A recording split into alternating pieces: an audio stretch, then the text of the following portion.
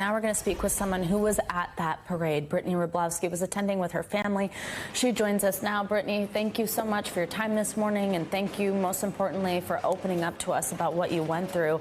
I know you were there with your 2-year-old, with your husband, your dad was there. First just tell me, how are you all doing? How's everybody today? Thanks, Savannah. We're doing okay. Needless to say, our community is absolutely shattered and devastated. Physically, my family is safe. Mentally, as a community, it's going to take a while. Absolutely. I want to walk through sort of what happened. And I've seen what you've posted online and kind of walking through the realization that this was actually happening to you. Tell me about realizing that you were in this mass shooting situation, realizing that that's the noises that you were hearing. We had just marched with my son through the Highland Park Children's Parade, which happens about 30 minutes before the actual parade gets started. It's a sweet tradition that I actually did with my family growing up. You can see my son's lawnmower. We did it as a project together the day before. We decorated it. He was so excited. And we had just met my family in front of our local Dairy Queen, which,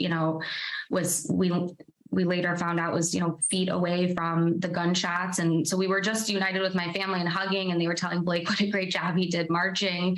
And all of a sudden we just heard these pops that were so loud and so consecutive. My stomach dropped. It didn't feel right to me, but I thought it was fireworks. I look over and I see across the street people jump up and pop up. And then I looked at my husband, who already had grabbed our son, and we just started running. And the amount of fear and just overload, I think, of primitive survival instinct that comes over you in that moment it's overwhelming. And I really don't wish it on any person, any family, and certainly any child. What was it like also as you're running to be separated from your family, and how was it getting out of the area? It was, my husband he was one of the first to pop up. I don't know, his instinct was spot on, and we had a few seconds head start. I knew in that moment that we were going to be separated from my family, and your legs just keep moving. Your mind is so behind what your body's doing. And when we turned the corner and the second round of shots fired, my heart hit my stomach because I didn't know where my family was. And that was, I feel like my mind started to catch up. And at that moment, when we turned the corner, we saw a group of people going into the underground parking. We just made a decision in that moment that we didn't want to be, stuck. Part of the chaos, Savannah, is you don't know where you're running to, but you don't know what you're running from. Where are the shots coming from? How many shooters are there? How far away is safe? It's chaos. There were people screaming, children crying. It was something that, if you're unfortunate enough to be in that situation, you're forever changed in the way you view a crowded place. I want to ask you about that in just a second, kind of being forever changed. But first, I know also your dad, when you talk about being separated from your family, your dad actually went towards the victims. He's a doctor. He was helping them triage on the scene. Have you spoken with him about that? What was that like? Well, when my husband and my son and I got to our car, which was parked blocks off of the main road, I started calling my family, profusely. And, I got a few voicemails, and there were seconds that felt like minutes of just panic where I didn't know where my family was. And when I finally got a hold of them and they said, everyone's okay, but dad's there and he's helping victims, my first reaction as his daughter, as someone who, he's one of the most important people in my life, I was kind of mad. I wasn't processing what he was actually doing. And I was like, what do you mean he's still there? Get him out of there. And now, he's a hero, and he did what the average person really couldn't do, which is run towards the chaos and the unknown. And he described just the corner of Walker Brothers and Gearhead, a usually highly foot trafficked area of our town, as a war zone. He did CPR on an 8-year-old, which we now understand is stable, but has a very long road ahead of that child. And my father just describes a war scene, and the injuries to these people and to their bodies are just unfathomable. the rifle that was used is meant for just mass havoc and harm. And he's a special person who can compartmentalize and operate and execute in a situation like that. And that's why this world and our community is so lucky to have him. But he's devastated. He's devastated.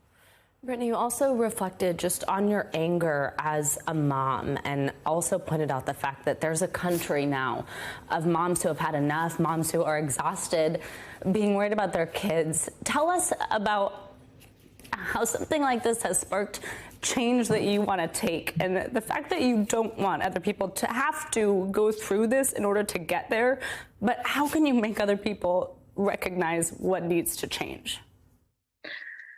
When you first asked me to come on this morning, my initial knee-jerk reaction is like, no, I'm not anyone. I'm just a mom. I was at the wrong place at the wrong time, and luck aligned for, I just felt like, but I think that's the point.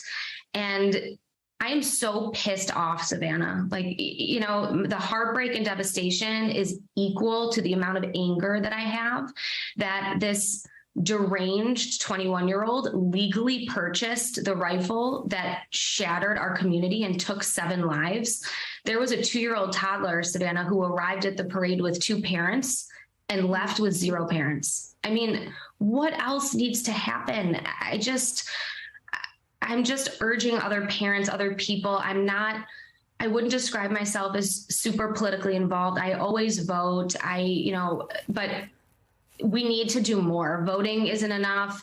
We need donations. The NRA is, the biggest donor who funds candidates that want to keep these guns legal. I mean, this guy did not break a law until he opened fire on the parade. It's just too easy. It's, like everyone else, I'm exhausted. We just went through a pandemic. I'm a mom, I'm a wife, I'm a human, I work full time. It's hard enough to pack a lunch and get my son out the door on time. And now I'm thinking about, is the school safe? Is the parade safe? An exit strategy? I mean, it's just, there's only so much mind share that can go around, and we need to get these assault rifles banned. The bottom line, Savannah, is that when a military grade weapon gets into the hands that's outside of the military, it becomes criminal grade. There's nothing to do with that weapon other than mass harm and destruction. That's it. They should not be in the hands of civilians.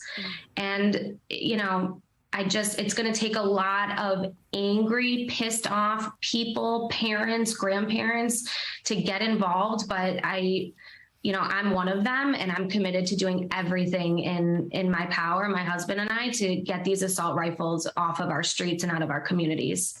Don't wait until you're on the show, Savannah. That's what I'm saying to the other people who are watching. Don't wait until your town is in the headlines. It'll be the biggest regret of my life. I've taken I would say, moderate stance. I vote. I felt like I was doing what I should be, but it's clearly not enough. We have to do more. We have to get involved with organizations like Everytown. We have to ban these rifles. That's it. Brittany, thank you so much for sharing your story, that message. My last very quick question for you is, how's Blake, your 2-year-old, this morning? Thanks for asking. He is, we feel fortunate that he's young. He won't remember anything. When we were running, he was crying. And then hours later, when we put him down for his nap, he looked up at me and he said, "Mommy, no more running." Mm-hmm. So it clearly was on his mind and resonating with him. He's confused. But my family got home safe, and that's all that matters. And I appreciate the question. Brittany, thank you. We so appreciate your time and walking through that with us. I know it's not easy, but I think your message is so important. Thank you. Thanks for watching our YouTube channel. Follow today's top stories and breaking news by downloading the NBC News app.